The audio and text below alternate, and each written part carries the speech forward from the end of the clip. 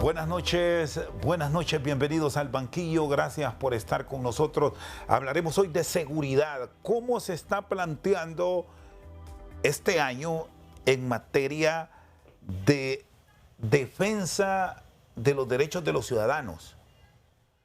El año anterior se cerró con una tasa de homicidios baja, es la más baja de los últimos años. Estamos por conocer en los próximos días cómo es el comportamiento de este primer trimestre del año, ya cuando se hacen los balances y los estudios por parte de organizaciones privadas con datos que proporciona el Estado. De ahí que deben tener el equilibrio y cuando hay realidades sobre un hecho puntual no molestarse, más bien buscar la fórmula para corregir. Ahora mismo tenemos un registro de una alta incidencia de violencia hacia la mujer. Violencia en todos los sentidos, porque no lo debemos enfocar cuando hablamos de violencia en el golpe hacia la dama. Hay violencia verbal, la misma discriminación por su color de piel, por su condición física. Son algunos de los elementos que vamos a considerar hoy con nuestros invitados y el análisis correspondiente. La licenciada Migdonia Ayestas y Nelson Castañeda, que son estudiosos de esta área. ¿Por qué enero es un mes tan complicado? Igual hay un comportamiento de tendencia alcista de violencia en febrero y no sé qué reflejos le da marzo. Migdonia, buenas noches. Buenas noches, Rosendo, y muchas gracias por la invitación y un gusto saludarle. Sin duda, la violencia y la criminalidad es parte de lo que vivimos a diario. Y hay meses que son especialmente violentos, por ejemplo, diciembre y enero, pero también los meses de julio y septiembre generalmente es donde hay los mayores picos de violencia. Pero ¿qué hace que enero es de los meses que más violencia se presentan? Y es precisamente porque estamos iniciando un año, hay flujo de efectivo, la gente está de vacaciones, la violencia que se vive en la casa va a reflejarse en cualquier mes del año.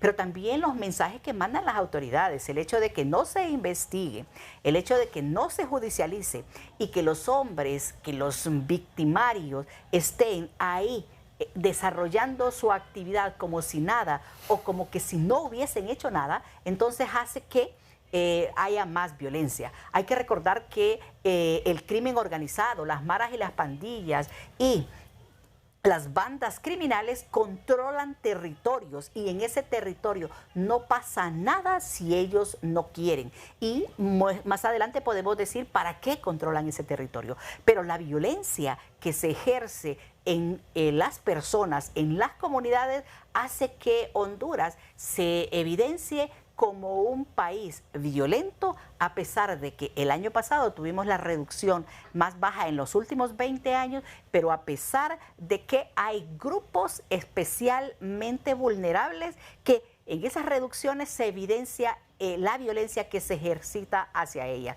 Ejemplo, los homicidios múltiples, este año van aumentando y no va disminuyendo. Las muertes violentas de mujeres y femicidios en los primeros 2 meses aumentó más o menos 6 casos en comparación al año anterior, aunque si ya lo mandamos al mes de marzo, al 12 de marzo, que es el último dato que tenemos, ya hay una reducción de el 14%, precisamente porque el año pasado, hasta el 11 de marzo, o 12 de marzo, fueron 30 casos y este año solo se han presentado 20 casos. Sin duda hay mujeres, niñas, niños, jóvenes que están sufriendo esta violencia y criminalidad y que la vemos a diario y que la percepción de inseguridad se vuelve alta a pesar de esas reducciones en violencia, porque el problema es que también tiene una estrategia diferenciada, reduce la muerte violenta de los hombres, pero no reduce la muerte violenta de las mujeres y las niñas,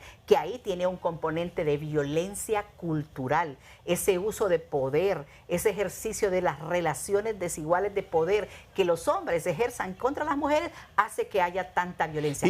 Por eso es que hay violencia esos meses específicos. Y los feminicidios que hasta ahora se han venido registrando, ¿cuál es la causa común del hecho? Porque planteábamos diferentes escenarios, pero el que mayor incidencia tiene y que perfectamente como grupos organizados se puede atacar para intentar bajarlos, ¿cuál es, Migdonia? ¿Por qué matan a las mujeres? Y siendo mujer, yo me pregunto de dónde nacimos, de dónde somos, que afecta las formas como educan a una niña y a un niño, la forma diferenciada de educación, la forma diferenciada del trato en los espacios públicos, incluyendo la escuela y la iglesia. Entonces ahí tiene que ver con la discriminación, la violencia a su dignidad y a sus derechos humanos. ¿Por qué? Porque el punto es quién ejerce esa violencia. Son los hombres en su condición de poder, que buscan controlar a las mujeres. Y no solo quieren controlar lo que esa mujer hace y que se quiera mantener en el entorno más cercano como es el hogar, que debería ser el entorno más protector y es el entorno donde más violencia hacia las mujeres se presenta. Pero esas relaciones de poder tienen que ver con todas las violencias que ejercen. No solo la estrellan contra el piso, no solo la humillan, le gritan, le dicen que no servís, que le bajan su autoestima, sino que también la llevan al grado último de sometimiento. Parece una esclavitud.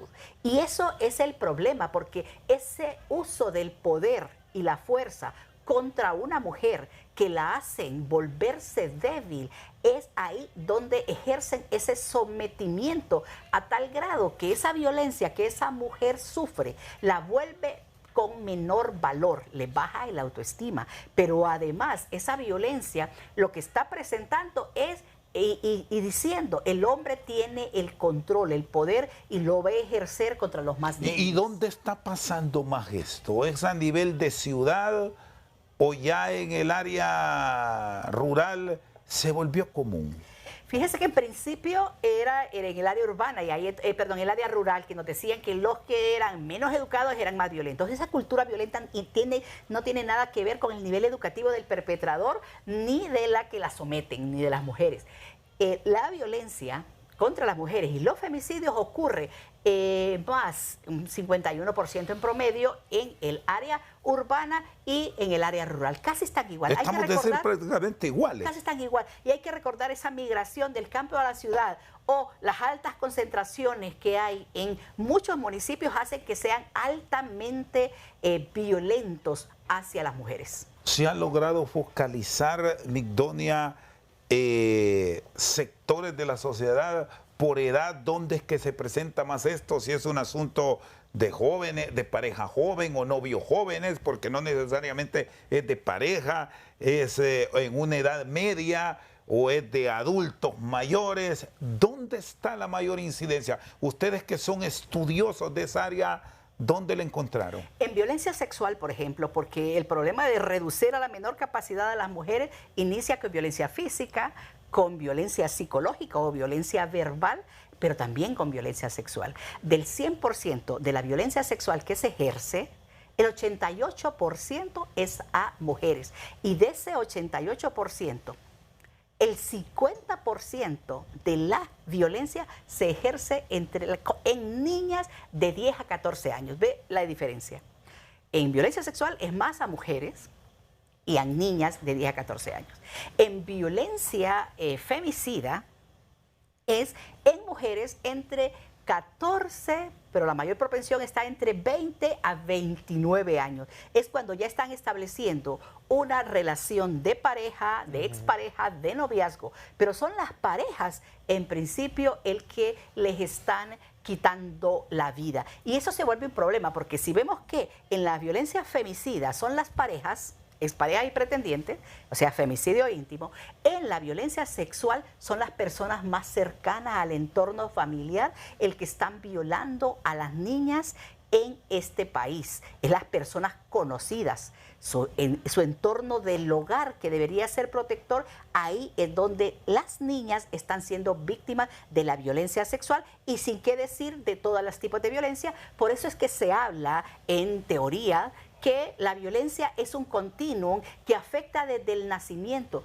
Muchos padres ejercen violencia contra las niñas porque son niñas, porque querían que fueran niñas. Vimos un caso en el departamento de Atlántida que el papá andaba regalando a las niñas como que son objetos que hay que lanzar y que alguien debe tomarlos. El respeto a la dignidad humana, el respeto a la dignidad de las mujeres y las niñas es lo que nos está haciendo falta en este país. Por eso es que esas violaciones de derechos humanos tienen que abarcar los derechos humanos de las mujeres, porque la discriminación y la dignidad de las mujeres es que estén precario en este país. No se respeta porque creen que hay que dominarlas y someterlas. Y eso en cualquier ámbito. Puede ser abogada, doctora, profesora, ama de casa. Cualquiera que crea que ese hombre es un machista, un androcentrista, porque creen que el universo les está perteneciendo y hace que se ejerza violencia porque ellos son los amos y señores y por lo tanto, si se equivocan en una orden,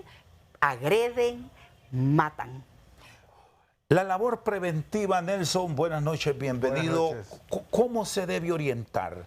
Porque muchos de estos hechos perfectamente se pueden evitar si finalmente se da el paso y se presenta la queja. El problema, y no sé si ustedes lo han analizado con los diferentes estudios que hacen a nivel de ASJ, es que seguimos desconectados entre lo que está ocurriendo y que el vecino lo ve y lo que llega a la autoridad, que es la que puede ejercer el control. Fíjese que me permite hacer lo que usted dice, dos análisis o dos panoramas.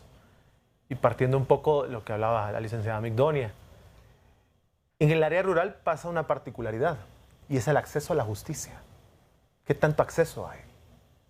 ¿A cuánto está una posta o un juzgado de paz de una aldea, una comunidad donde se está dando una situación de violencia doméstica? Perdón que lo interrumpa, para no perder el hilo. Y la efectividad de los medios de denuncia que pone como opción la autoridad, ¿qué tan efectivo resulta? Y a eso voy. O sea, puede ser que en el área urbana, no voy a decir que hay una óptima o un mecanismo óptimo de acceso a la justicia, pero es más viable. En cambio, en el área rural es mucho más complicado. Porque en el área rural, lo que diferentes organizaciones de mujeres, de protección de mujeres, han concluido es que el acceso a la justicia, al llegar a una posta, es un reto. En primer lugar, porque muchas veces lo que sobresale es que hay más policías varones. Y estos policías varones no están sensibilizados en el tema. Y usualmente la mujer que es agraviada, que es víctima de violencia doméstica, no es atendida de la mejor manera. Más bien la regresan a su casa y le dice, ¿para qué va a poner denuncia si él es el que la mantiene? Y eso es algo común que hemos escuchado nosotros en diferentes espacios. Luego, el llegar a una instancia, porque en el interior del país el tema de la violencia doméstica lo maneja el juzgado de paz. Y muchas veces nos han dicho de que la gran mayoría de los jueces y juezas a nivel nacional en la parte rural tampoco están sensibilizados en el tema. Y lo que promueven más es la conciliación. Falta instrucción. Se van más con el tema de la conciliación que en realidad buscar cómo proteger a esa mujer. Y no es legal la conciliación en violencia doméstica. Exactamente. ¿Y qué está pasando entonces? ¿Cuál es el rol entonces del Poder Judicial y del Ministerio Público en esto? ¿Qué tanto acceso hay a una fiscalía regional para personas o mujeres que viven en aldeas o retiradas de las zonas urbanas de estas comunidades? Eso en primer ámbito. Lo segundo, y lo que desalienta y molesta, tenemos una presidenta mujer. Y la verdad que las expectativas eran muy altas en materia de protección a la mujer. Y me voy a basar en un documento donde establece esa protección, que es el Plan de Gobierno para la Refundación del País 2022-2026, donde claramente ahí especifica en su plan de gobierno la presidenta el énfasis que ella hace en la protección de la mujer, donde ella identifica que hay un problema de femicidios, donde ella identifica que hay un problema de violencia doméstica, donde ella expone que ella ha sido víctima por ser mujer, porque ha recibido ataques misóginos durante su campaña política y que eso la alienta a ella a generar mecanismos y a generar estrategias para proteger a la mujer de una manera distinta como antes nunca se había visto. Y uno empieza a ver ahí ya detallado qué acciones son las que ella va a emprender y habla del tema de la prevención, de hogares, de refugios, luego también habla de otros temas como la pastilla abortiva y todo otro tema. Lastimosamente no habla mucho de cuál es su estrategia en materia de seguridad para la prevención, en materia de la violencia doméstica, femicidio y muerte violenta, pero hace relación al tema y ella lo identifica como un problema. Pero lo que hemos visto nosotros y lo que le ha dicho la licenciada Migdonia, óigame, ¿cómo vamos a vivir en un país donde la impunidad en los femicidios y las muertes violentas de las mujeres supera el 95%? ¿Qué le dice esto? Hay menos, dicen, porque aquí es de números. Lastimosamente las víctimas se tratan como números, como cifras. Y ese es un error que nos hacen caer nuestras autoridades. Porque cuando en el 2023 asesinaron a las 46 mujeres en la Penitenciaría Nacional Femenina, escuché yo una participación de una de las autoridades decir, es que fue por esas 46 que nos disparó el... Sí. Y no es eso, o sea, no, es una situación gravísima porque eran 46 mujeres que estaban bajo la custodia del Estado. Es muchísimo más grave esa situación. En ese sentido, en efecto, en 2024 hubo una reducción como del 39% de las muertes violentas de mujeres, pero hay menos muertes, pero la impunidad no baja. Entonces, ¿cuál es el problema? Es que en Honduras no se está investigando. No hay análisis criminal. No hay recurso humano para hacer investigaciones efectivas. ¿Y por qué cuesta tanto ese proceso? Porque se está debilitando la institucionalidad, se está debilitando el Ministerio Público, se está debilitando las unidades policiales investigativas que investigan estos delitos especiales. Hay unidades especiales dentro de la DPI que investigan estos delitos.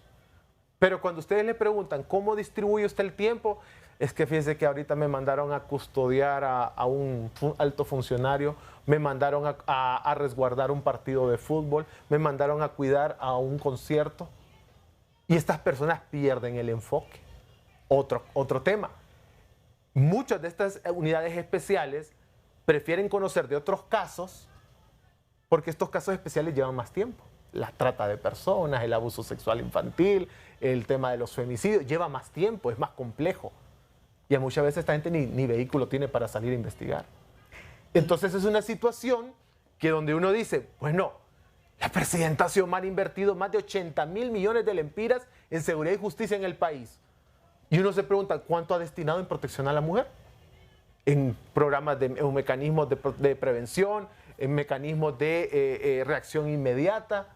Entonces uno ve una gran cantidad de inversión de dinero en materia de seguridad y justicia y uno ve el plan de gobierno donde sí establecen esto como un problema, pero no vemos nosotros esos resultados, ni vemos la efectividad en la inversión que se está haciendo y vemos un grave problema porque las fiscalías, las unidades investigativas, la ATIC, la vemos nosotros más debilitadas que en los gobiernos anteriores. Entonces, ese es un problema que el gobierno debe atender y que el gobierno debe resolver, porque mientras eso no ocurra, seguimos registrando esa gran cantidad de muertes en el país.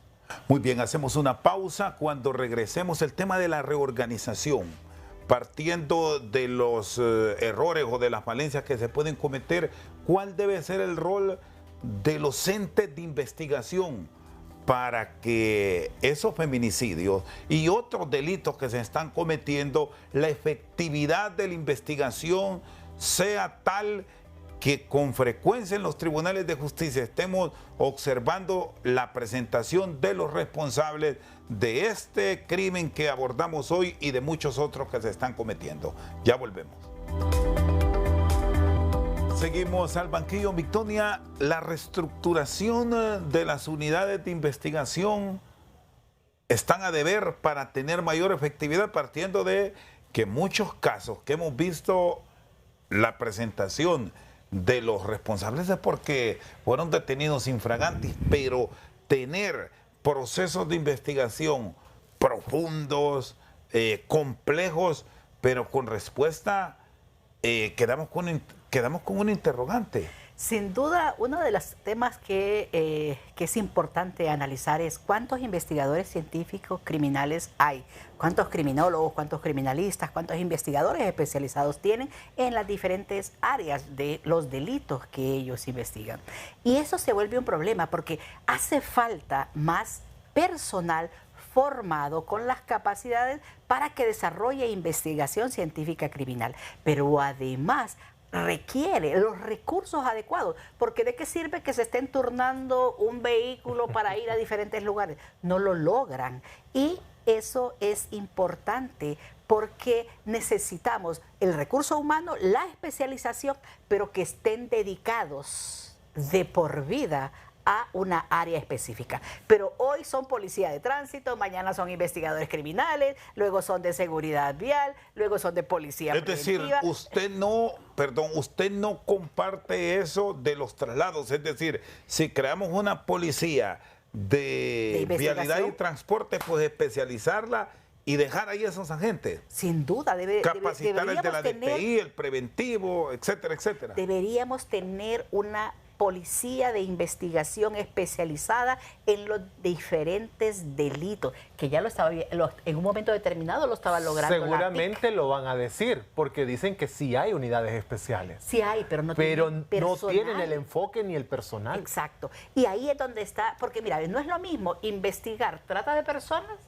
con violencia sexual, aunque se pueden unir, pero requieren entes especializados, personal formado, con la sensibilidad, porque como ya lo decía Nelson en otro momento, en determinados momentos se revictimiza a la víctima y eso se vuelve un problema porque lo que hace es que la persona decide no seguir una denuncia y ahí es donde está el problema, porque la debilidad que tiene el anterior y el anterior gobierno es la investigación científica criminal. Pero entonces me preguntas, ¿qué harías vos? Especializarlos y que vayan ascendiendo en su especialidad, pero sin que salgan de sus unidades. Los entes especializados que tienen otros gobiernos, unidades especializadas en crímenes violentos, en violencia sexual, en delitos a menores, en delitos o de violencia contra las mujeres y los femicidios, va a ser importante. ¿Y cuánto nos llevaría un proceso de profesionalización? Porque lo hemos escuchado que lo hablan, que lo plantean, pero ya visto en el análisis puntual de campo, parece que hay errores que se deben seguir corrigiendo. Es que mira, ¿cuánto dura un proceso de eso? Le voy a decir. Actualmente hay como 18.000 efectivos dentro de la policía. 22.000 en toda la policía. Saque de ahí los administrativos. Saque, de acuerdo a el 2022, el gobierno de la República dijo que la proyección para el 2026 es que vamos a tener 28.000 efectivos. Y eso no se va a cumplir. O sea, lo veo muy lejano. Pero ahí es donde determina el gobierno que hay una necesidad de recurso humano. Pero ¿qué es lo que pasa? Actualmente hay mucho menos efectivos que antes. Muchos de ellos no son de la parte operativa, ¿verdad? Muchos de ellos no tienen esa formación especializada, que no solo es formación, porque también se tiene que trabajar la sensibilización. Un funcionario que va a trabajar temas de abuso sexual infantil tiene que estar sensibilizado en el tema. Porque si no, esto da apertura a muchas violaciones de derechos humanos en contra de estas víctimas. Porque como lo dice Migdonia, al final hay más revictimización que apoyo a esta víctima, que usualmente es vista como un medio de prueba más. No se le da ese seguimiento a la víctima, no se le da el trato que merece y muchas veces los casos se pierden porque la víctima no está bien trabajada o no está bien acompañada o no es abordada por un psicólogo. Que ese es el otro elemento que iba a mencionar.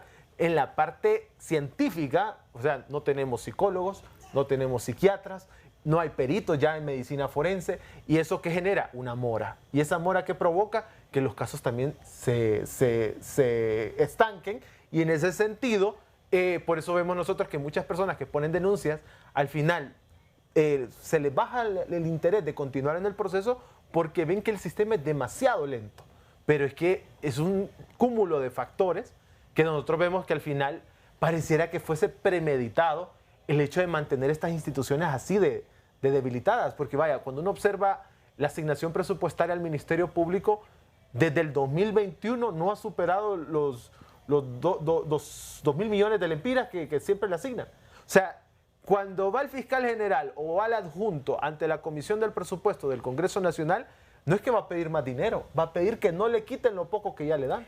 Porque el 70% del presupuesto aproximadamente del Ministerio Público se va en sueldos y salarios. Y volviendo a la investigación, podemos dar un ejemplo. Santa Cruz. ¿Hay una posta policial? No. ¿Hay investigadores criminales, hay muchos policías de ahí, ¿verdad? Que por eso es que no hay violencia en Santa Cruz, el paraíso donde yo nací. No hay un ente de investigación ahí. ¿Dónde hay postas policiales en esa zona del paraíso? En las selvas, en Alauca y en el paraíso y en Cuyalí hay una. De ahí no hay. Entonces la pregunta es, ¿dónde están nuestros investigadores criminales que dé cuenta de que desarrolle esos procesos de investigación? Entonces ahí, en el control territorial que los mareros, que los narcotraficantes han sabido hacer muy bien, nuestras autoridades no. Porque más o menos, ¿cuántos agentes de investigación criminal hay? 250. ¿Y dónde estarán?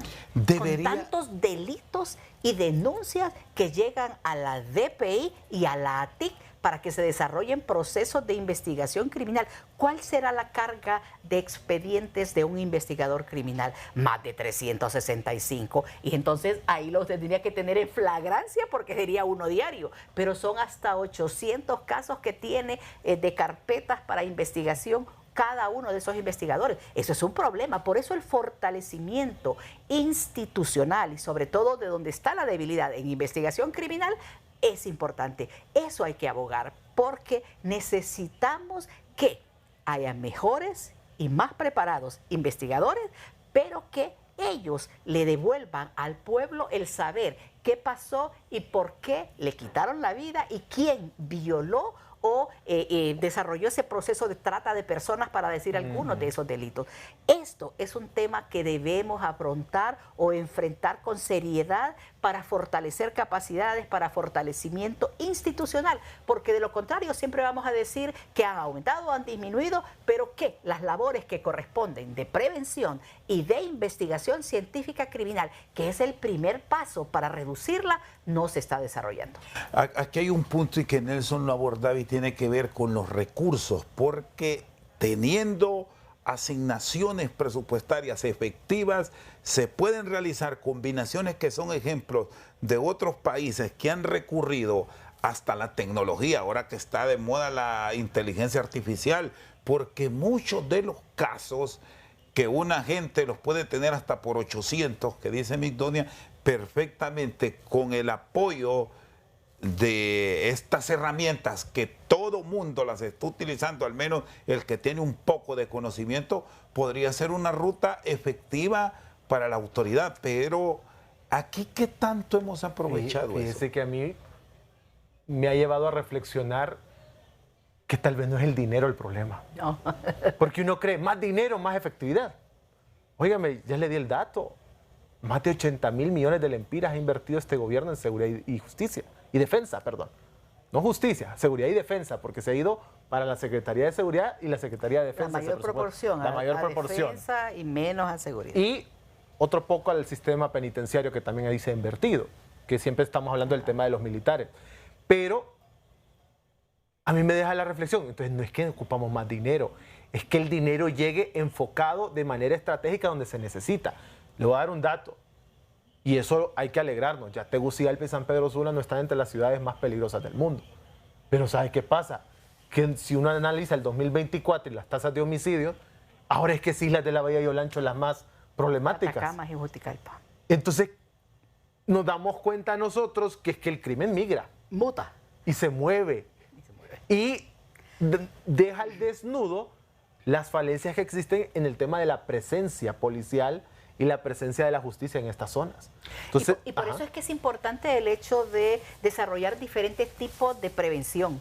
Y en ese sentido, como muta el crimen, como se migra para un lugar a otro, la prevención situacional va a ser importante. ¿Por qué? Porque muchas estrategias en materia de seguridad tienen que ver con el control del territorio. Vamos a entrar a la Vía Nueva, vamos a entrar al Divino Paraíso, a la Ulloa, por mencionar algunos de las colonias que generalmente hay más violencia en este municipio, pero cuando están en esa estrategia, los delincuentes, los criminales salen a otras zonas y eso hace que conquisten otras zonas y cuando ya no hay presencia policial o militar regresan a lo ya conquistado y lo que hacen es expandir su acción criminal. Y ahí es donde está el problema. Pero con una acción puntual, valiéndose de todos los recursos que la autoridad y que el Estado como tal le puede proporcionar, desde las armas, desde el conocimiento hasta la normativa, perfectamente se puede atacar. Ese elemento que pone en discusión Nelson,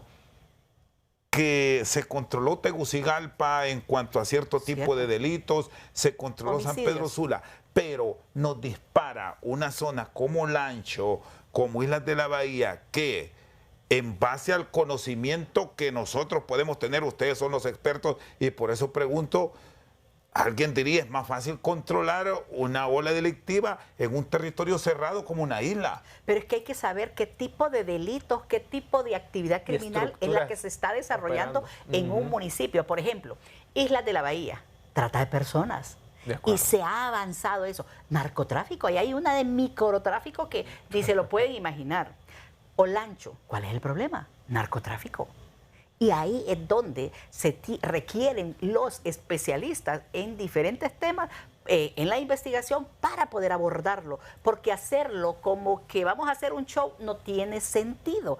Y el tema de ver, hay lugares y regiones que son especializadas en un tipo de delito, pero la violencia contra las mujeres y los femicidios los cruza a todos. Claro. Por eso es que, por ejemplo, Islas de la Bahía entró en ese ranking de los municipios y departamentos violentos y en violencia contra las mujeres. Y ahí hemos tenido desaparecidas, unas que han sido casos muy sonados y otros que no lo han sido. Pero también tenemos esta violencia contra las mujeres y los femicidios que Catacamas, Juticalpa, Roatán, Danlí, igual si se mantiene Tegucigalpa, el municipio del Distrito Central, Choloma, San Pedro Sula, como estos municipios que es un riesgo que las mujeres puedan caminar en esos barrios y colonias, vivir en esas casas con hombres agresivos, abusivos y violentos,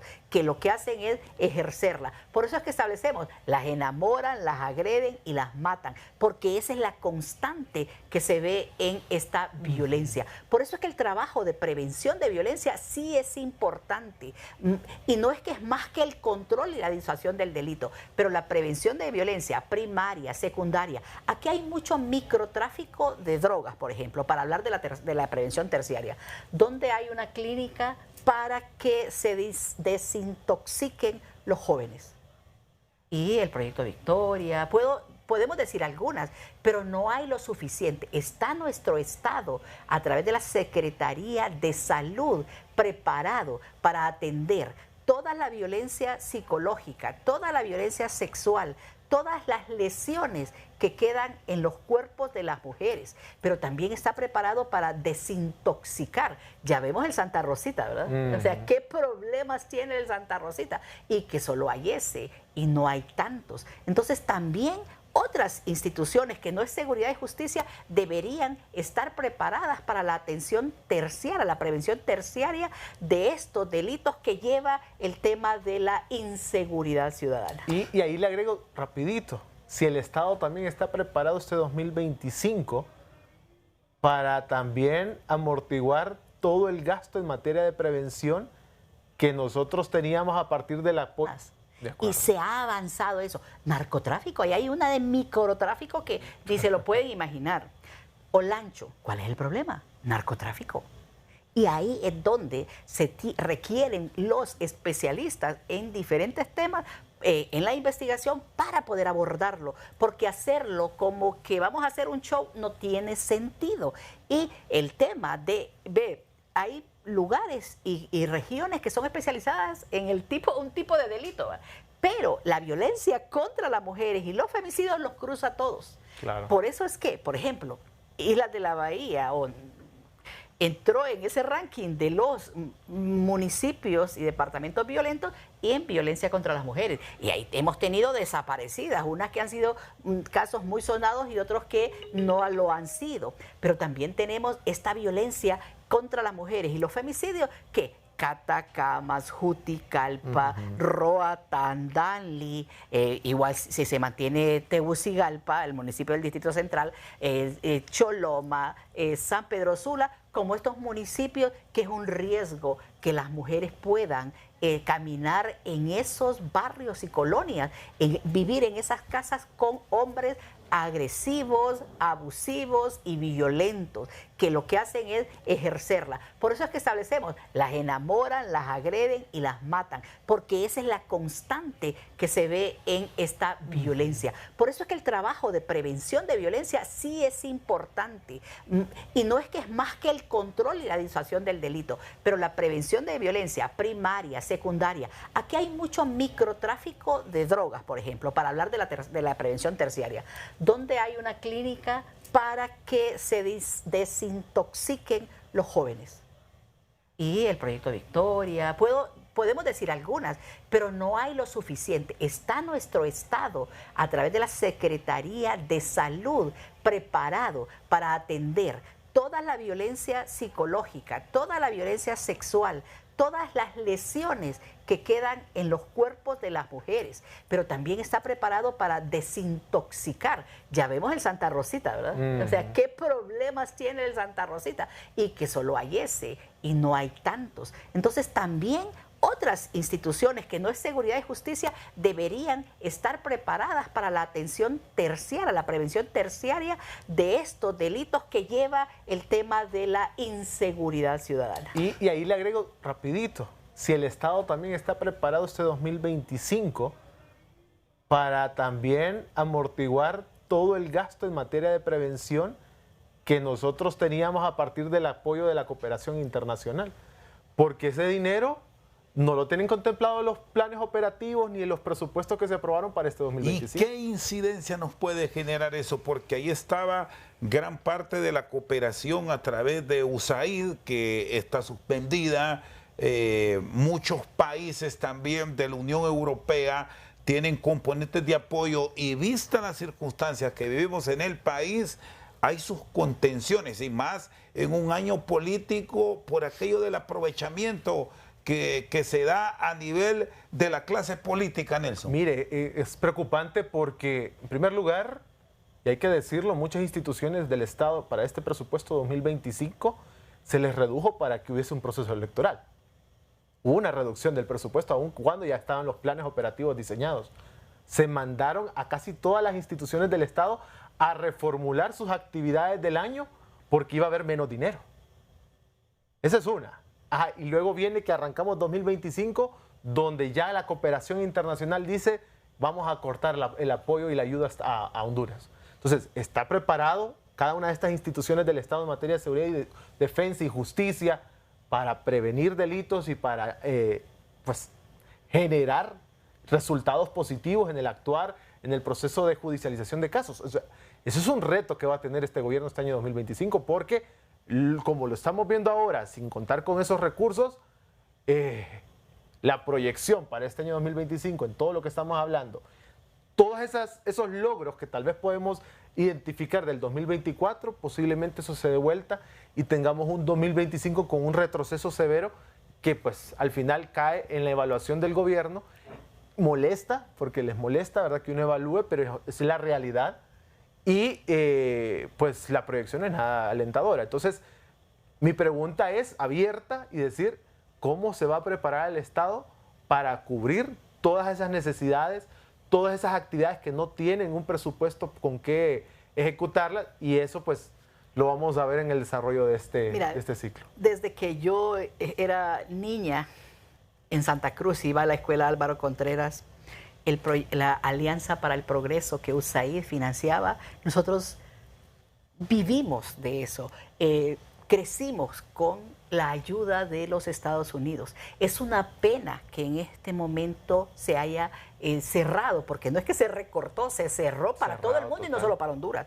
Pero el punto es, como lo dice Nelson, ¿cómo va a subvencionar todo ese accionar? Porque mucho de tarea de ambiente, de seguridad ciudadana, género, de fortalecimiento a la policía, a seguridad, a defensa, a derechos humanos, al tema de violencia contra las mujeres o género, si lo quieren llamar así, todo ese trabajo lo venía haciendo con ese apoyo internacional. Va a subvencionar el Estado de Honduras a esto. Y otro de los temas, el trabajo que las organizaciones de la sociedad civil desarrollan para esto. Y muchas veces son atacadas y vilipendiadas precisamente por el trabajo que se hace. Ahí es donde está ese punto de equilibrio que tenemos que hacer como ciudadanía, como población en general, para que entren los niños y las niñas que se ven beneficiados, pero además como gobierno para poder mediar esos trabajos y dar reconocimiento cuando la sociedad civil organizada está desarrollando acciones de prevención y de investigación científica que dé cuenta de lo que está pasando, porque de nada sirve que contemos los problemas si no sabemos si son reales, y al final sí necesitamos establecer estrategias, porque ¿qué es lo que falta cuando no se desarrollan estos procesos que hemos venido hablando? Y es voluntad política. Es que puedo tener las leyes, el dinero y los recursos humanos, quizás no tan capacitados, pero si no quiero hacerlo, ahí es donde empieza el primer problema que tenemos en este país. El que como hondureños nos sintamos orgullosos y avancemos en desarrollar acciones para hacer de este un país próspero. Muy bien, Migdonia Ayestas y Nelson Castañeda al banquillo. Pausa, ya regresamos. Nuestros invitados nos han hoy expuesto sobre los recortes de los cooperantes que generan afectación básicamente para los entes de orden y seguridad. Los golpes son para muchas instituciones del sector público y algunas organizaciones no gubernamentales, pero la afectación para la policía preventiva es notoria. ¿Puede el ejército de Honduras entrar como un complemento para atacar áreas puntuales en donde la incidencia delictiva se ha disparado? ¿Qué tan efectivo sería, Nelson? Bueno, mire, partiendo un poco de ese plan de gobierno, vemos ahora cómo no se va a cumplir esa parte de la desmilitarización de la seguridad ciudadana. Usted lo ha dicho, hay un problema grave de seguridad poblacional, y en ese sentido, pues, las dos instituciones de seguridad que tienen acaparado básicamente la mayor parte del presupuesto es Secretaría de Seguridad y Secretaría de Defensa. Por lo tanto, se espera que de Secretaría de Defensa venga un apoyo y una responsabilidad en el combate contra estas estructuras criminales que operan en el país. Hay delitos que definitivamente son los que generan mayor afectación.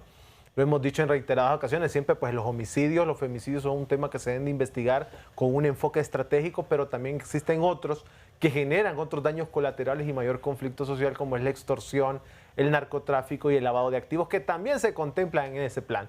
En ese sentido, creo que aquí, lastimosamente, seguimos basando los modelos de seguridad en la improvisación. Una estrategia basada en la reacción, nada de prevención. Las mismas autoridades lo mencionan. Se hablaba incluso de la derogación o reformas al Código Penal, aquel famoso Código Penal de la impunidad. No se ha hecho tampoco. Hay temas donde cómo está regulado los femicidios, que también se prometió que se iba a hacer, y tenemos un Congreso Nacional que hasta la fecha tiene varios días sin sesionar. Esto no lo tiene en su agenda. Preocupa todas estas situaciones, preocupa cómo se está trabajando, preocupa que se vea como modelo de seguridad efectivo un estado de excepción. Eso es un tema que también nos debe llevar a la reflexión. Seguimos bajo un esquema de restricción de derechos y garantías de manera ilegal. La ASJ presentó un recurso de inconstitucionalidad por esa situación. Entonces, el problema grave en Honduras, y vuelvo y repito, no es tanto cuánto dinero se le dé a la policía, cuánto dinero se le da a las Fuerzas Armadas, es cómo lo están ejecutando, dónde lo están orientando, y si esa orientación o a donde está llegando ese presupuesto es donde se va a obtener esa efectividad. Porque en la parte técnica, y como lo decía Migdonia, la inversión que se está haciendo en el análisis criminal es tan pobre que por eso nosotros estamos presentando hoy esos altos índices de impunidad en casi todos los delitos de alto impacto a nivel poblacional. Tema narcotráfico y narcomenudeo, que son dos puntos en donde hay una alta incidencia de hechos Bueno, ya me mencionaba el caso de Roatán y del departamento de Olancho, pero en general en gran parte del país. Debe ser estos dos puntos atacados directamente con un apoyo total del ejército, de las Fuerzas Armadas como tal, como complemento de la policía, ¿o no? ¿Migdonia? Sin duda, en el Estado de Honduras lo que se requiere es una política criminal integral. Porque hacer estrategias... No mano dura. Sí, no mano duro, obviamente, sino que estrategias sin violar los derechos humanos de las personas, pero además ataque frontal al crimen organizado, que ese es un tema importante porque no solo es el narcotráfico, sino que ya incluimos varios, trata de personas, robo de vehículos, proliferación de armas de fuego, qué sé yo. Un montón de temas, 7 temas en específico. Pero además, el ataque frontal a la delincuencia común, robo y hurto, extorsión, que son temas que hay que también tocar, porque de lo contrario vamos a estar haciendo nada, pero se requiere un esfuerzo integral, que se integren los que trabajan en los temas de seguridad, incluyendo a la Policía Militar del Orden Público, porque el problema de las Fuerzas Armadas es que no está preparada o no es el devenir o el objetivo, el fin de ellos, sino que es el defensa, y en la defensa deberíamos, y también hay que ver lo de la democracia, y en la defensa deberían estar preocupados por todo el ingreso de drogas que hay en Honduras, todo el problema del medio ambiente que tenemos en el país, y también les han incluido la parte de seguridad ciudadana. Esa integración deben estar en esfuerzos comunes, pero hay que incluir también ahí al Ministerio Público, a la Corte Suprema de Justicia, para que puedan hacer estrategias integrales de cara a que lo que requieren los ciudadanos es vivir libre de violencia, en sí la seguridad ciudadana. ¿Cómo quitar, Nelson, el tema político del actuar de los entes de seguridad y defensa en un año donde se está desayunando, almorzando y cenando con el tema político metido en otros temas de interés de país que como tal deberían estar separados, pero es imposible hacerlo? Es que es imposible hacerlo porque también vincula la seguridad y defensa del país. Pero hay que separarlo un poco en algún momento. Claro, pero mire, Rosendo, no podemos decir y no podemos obviar la situación, por ejemplo, que impulsó la denuncia al tratado de extradición. Es un impulso, una presión política. No es otro tema más que el tema siempre, la política es la que interviene en las crisis que vivimos como gobierno, como país, como Estado. Lamentablemente, mientras usted mantenga una polarización activa en el gobierno, en la sociedad, no vamos a tener nosotros buenos resultados.